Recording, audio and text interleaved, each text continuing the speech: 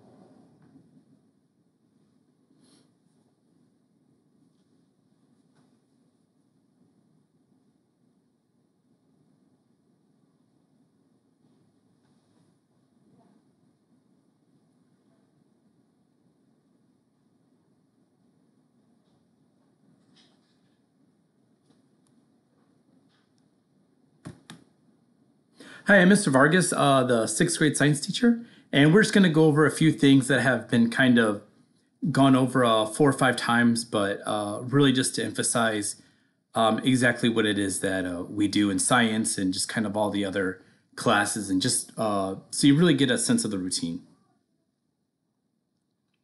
So every day they go to their folder. Inside the daily folder is an assignment. It has the name of the day of the week, and then it also has the calendar date on it. So, I mean, there should be like no question.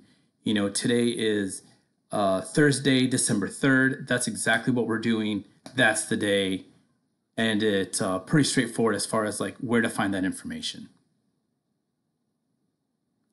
The majority of the program comprises of two parts. The first part is a Google document highlighted in yellow. And then the second part highlighted in blue is a digital text. It's called McGraw-Hill. And it's basically from the same company that does the math program in our language arts program. So like those programs, you can highlight the text. It'll read the text to you in like a very robotic voice that's unsettling. But at least it'll like help you with some of the language and help you kind of follow along and keep pace with it. You can highlight your notes. They stay there forever.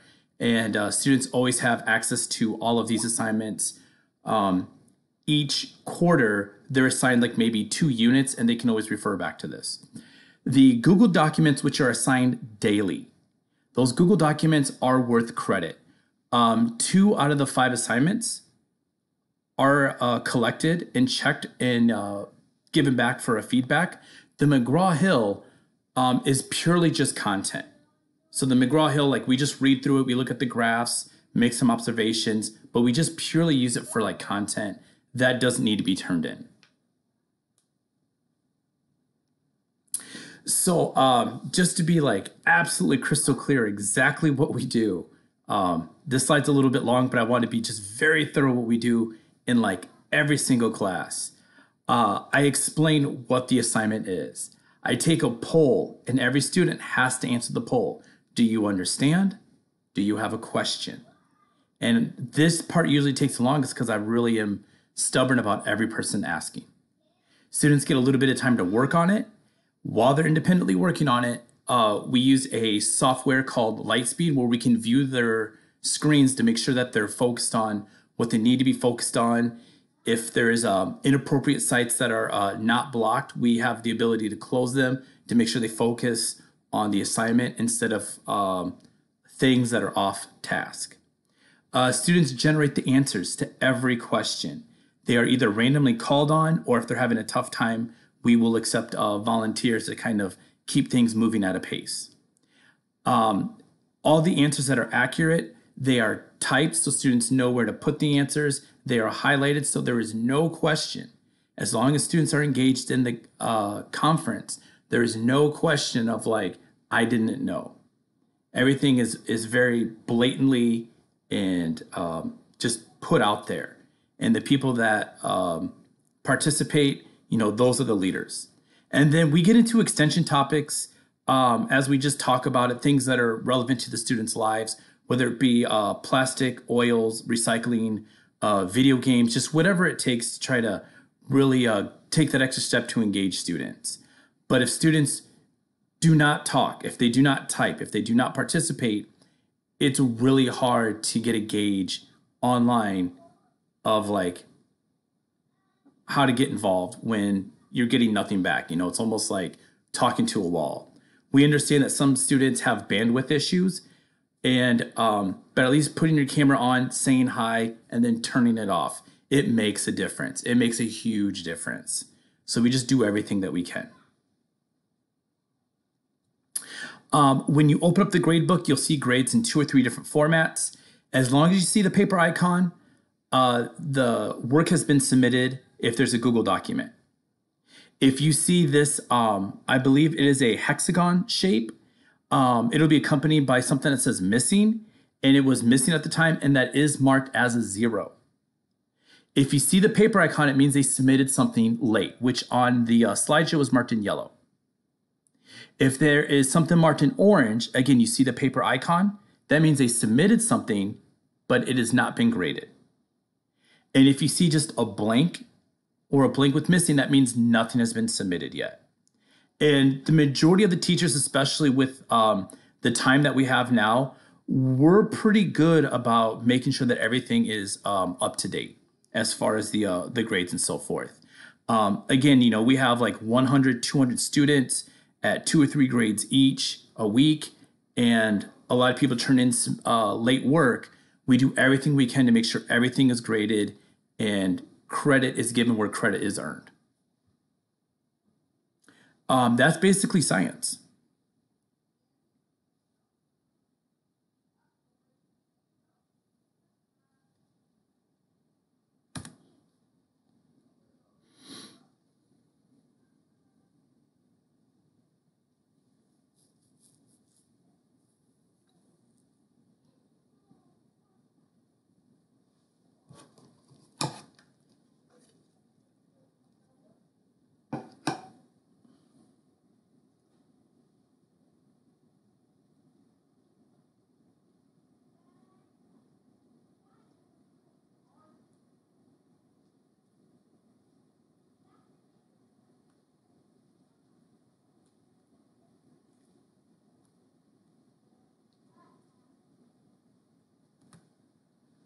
Okay, so we'll be going through some similar items for social studies, and I'll just go ahead and speak on Ms. Benevento's behalf. Like the other classes, you're going to see a sequence of days with all their assignments that are in sequential order by date. Has a very strong hierarchy. When you open up that assignment, there's going to be, it looks like a document and also a video or a link to some assignments. On the student screen, there's also a place where it shows upcoming assignments, current assignments, and past due assignments. So as far as calendaring out everything, information is there if kids are just thorough at looking at what they need to do. In their daily lessons, they use a variety of platforms: Peer Deck, Google Slides, Nearpod, Kami. Nearpod does a fantastic job of engagement, giving students a variety of different engagement strategies to use. They can be teacher-led or student-led, and Ms. Benevento also uses Go Formative as well as Nearpod for quizzes and independent practice. Every day she does start off with CNN 10, which is a 10-minute show, and it really gives people a lot of insight to kind of like the current events. It's pretty objective. They do realize that they are speaking for students, so it's pretty centered. It's not very biased left or right, very much at all. And that is something that they do on Mondays and Wednesdays now that their schedule's changed. And then these are some helpful websites, and we can put those links also in the chat in a few minutes.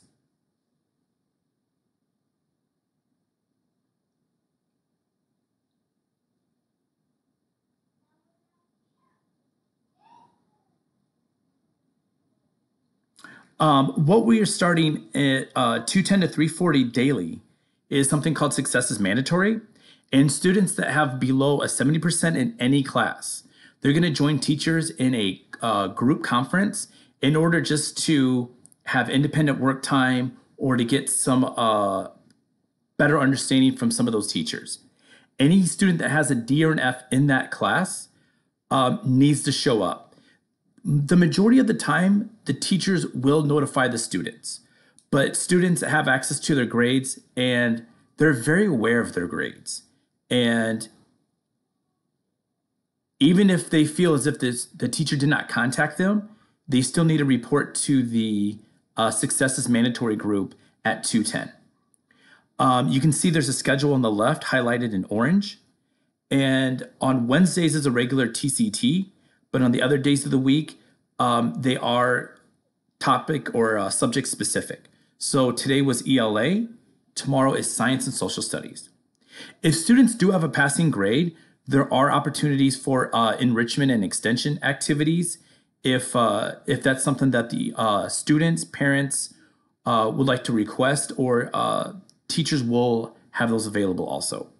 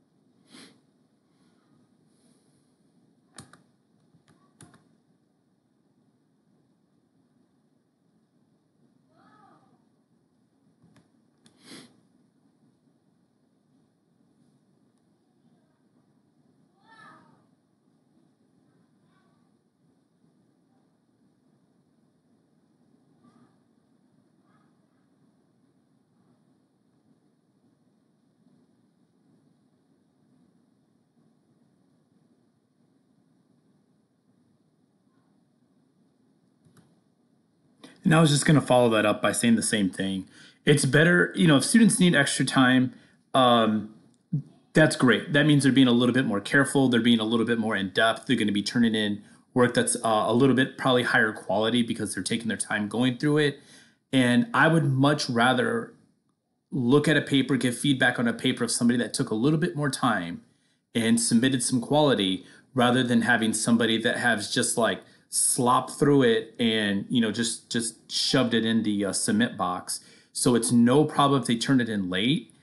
And part of the reason why we have this success is mandatory time is just so like if students do need a little bit more clarity, if they do need a review, and if they do have just some like small questions that they want to like fine tune with some of their work, we want to be available, we want to help them, and we want to make sure that they're successful, which is the point. And that's exactly what we're trying to do. So it's no problem, and it's much better to hand it in a few days late than have things turned in, on the 13th, on the 14th, where like we're bombarded by like 600 papers, because traditionally it makes for a really, really stressful like last week for teachers. Because we want to give students credit for the work that they turned in, but I mean, when you got, speaking from experience, when you got like 80 late papers per class and you have 6 classes, it's just like, I don't even know what to do. Just lose sleep, I guess. So just submit them.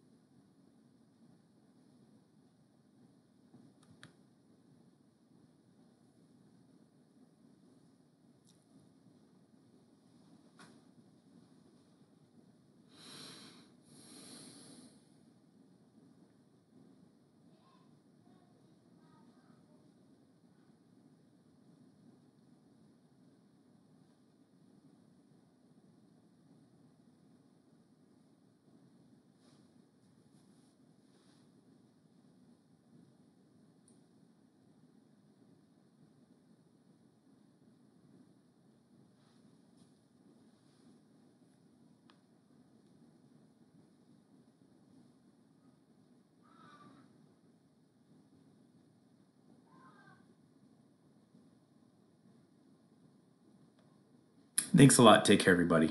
Appreciate it.